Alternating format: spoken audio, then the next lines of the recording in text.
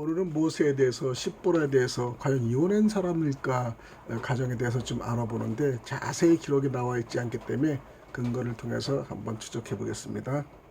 아내 십보라에 대한 이야기를 한번 해볼까 합니다. 모세는 이스라엘 민족의 위대한 지도자요, 하나님과 맞대면하여 십계명을 받은 선지자였습니다. 그런데 성경은 놀랄 만큼 그의 부인 십보라에 대한 이야기는 아주 적게 쓰고 있습니다. 출애굽기를 보면 십보라가 딱 3번 나옵니다. 출애굽기 2장 21절, 4장 25절부터 26절, 18장 2절 3번 나옵니다. 이 3번의 구절도 사실 해석하기가 참 어려운 본문입니다. 성경학자들마다 의견이 분분하지요. 그도 그럴 것이 히브리어 성경 본문이 아주 모호하게 썼기 때문입니다. 특별히 두 번째 본문 4장에서 십보라가 자기 아들 게르솜에게 할례를 주는 장면이 바로 그러합니다. 제가 개역성경 한번 읽어보겠습니다. 모세가 길을 가다가 숙소에 있을 때 여호와께서 그를 만나사 그를 죽이려 하신지라.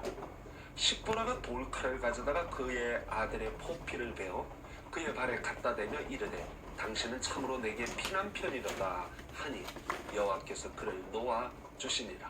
그때 십보라가 피난편이라 함은 할례 때문이었더라.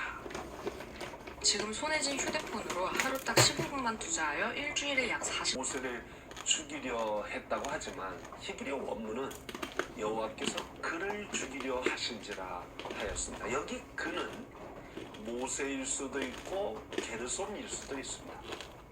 더욱이 할례를 행할 때 개역 성경은 게르솜을 지칭하여 그의 아들이라고 하였지만 모세 아들처럼 느껴지잖아요.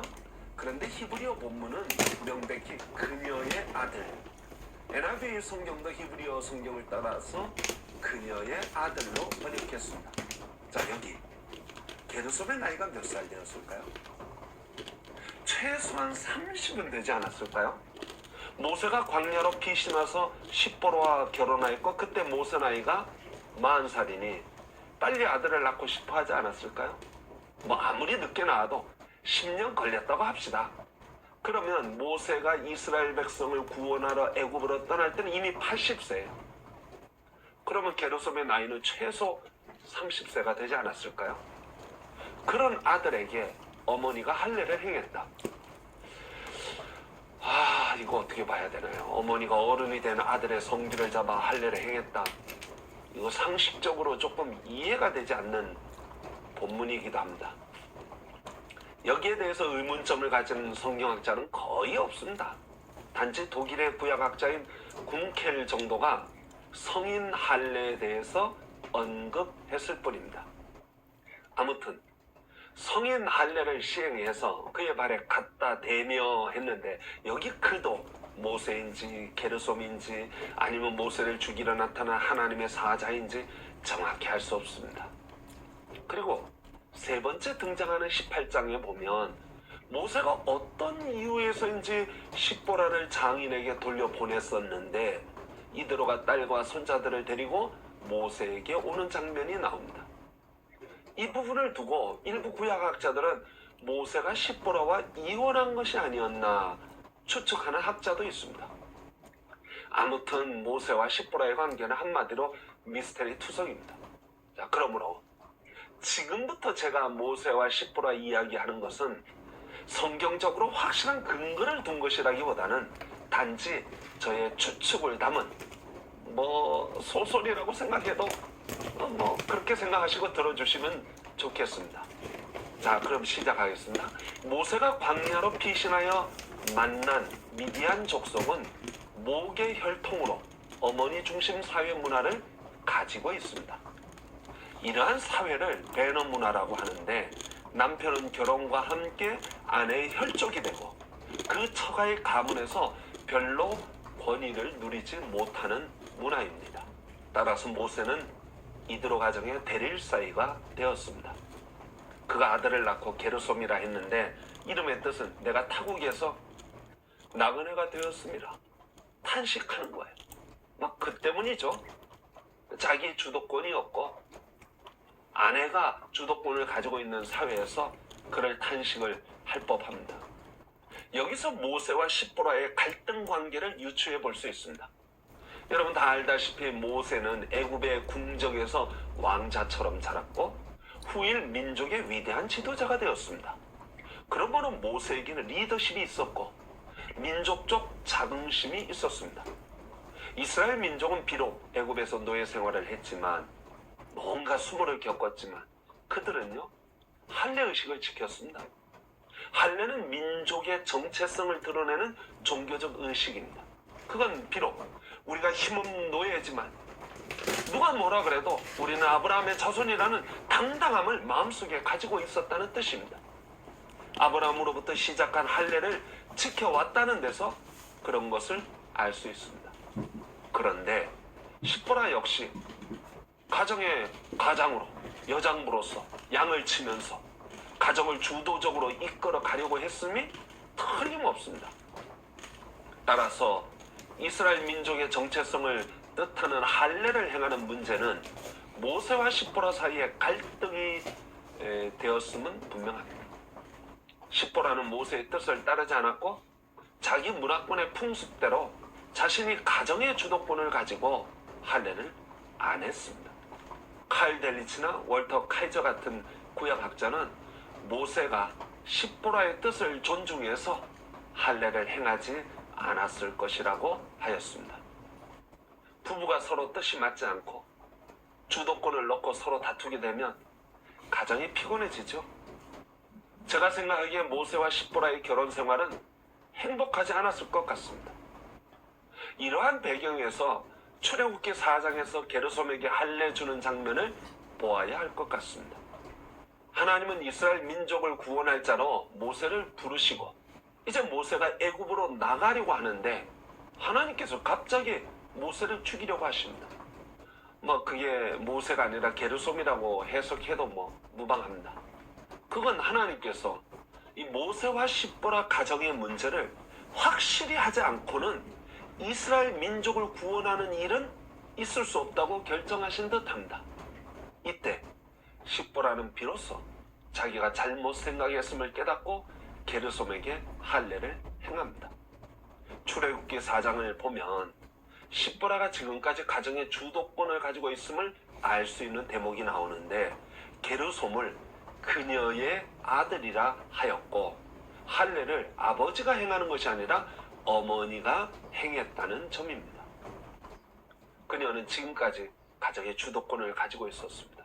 그러나 이제 결정적 순간에 아들에게 할례를 행하면서 당신은 참으로 내게 피난편이로다 외쳤습니다. 여기 피난편이란 뜻은 할례의 피로서 결속된 남편이란 뜻으로 이제 나는 남편에게 속했습니다 라는 뜻입니다.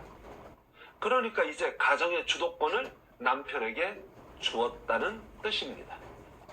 내가 무척 센 여인 십보라의 길을 꺾는데 이 모세나 혹은 게르솜의 죽음이라는 극단적 방법을 하나님이 동원하셨던 것 같습니다. 그럼에도 불구하고 둘 사이의 관계가 완전히 회복된 것 같지는 않습니다. 성경에서 언제인지는 밝히지 않지만 모세는 십보라와 그의 아들을 고향으로 돌려보냅니다.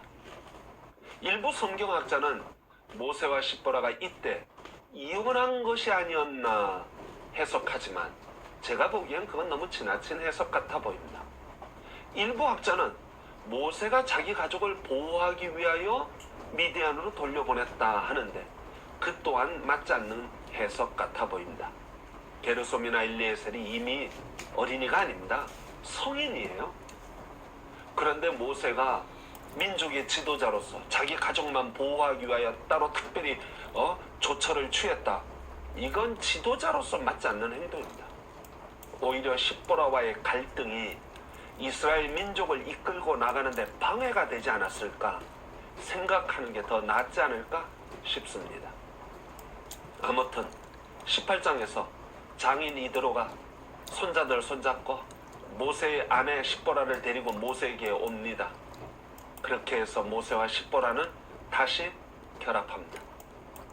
그 이후 둘 사이의 관계나 다른 이야기는 성경에 등장하지 않습니다.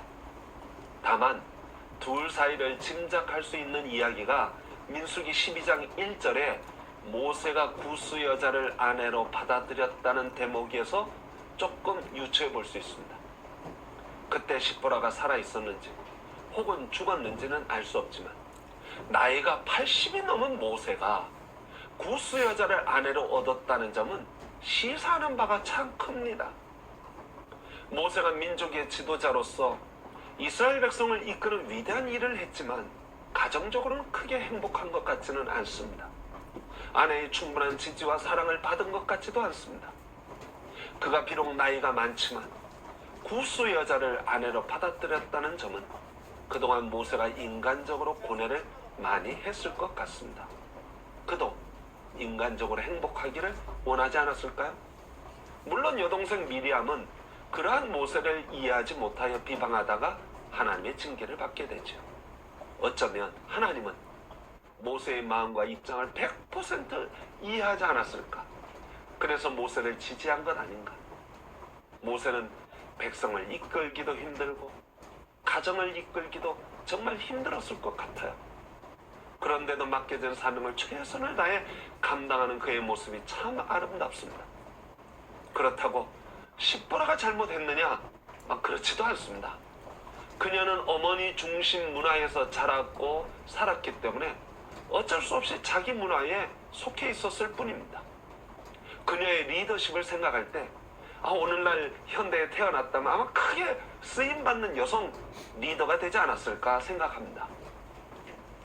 그녀는 하나님께서 모세를 죽이시려고 했던 이유를 정확히 알았고 과감하게 아들에게 할례를 행하는 모습을 볼 때 그녀의 영적인 안목도 대단하다 생각합니다.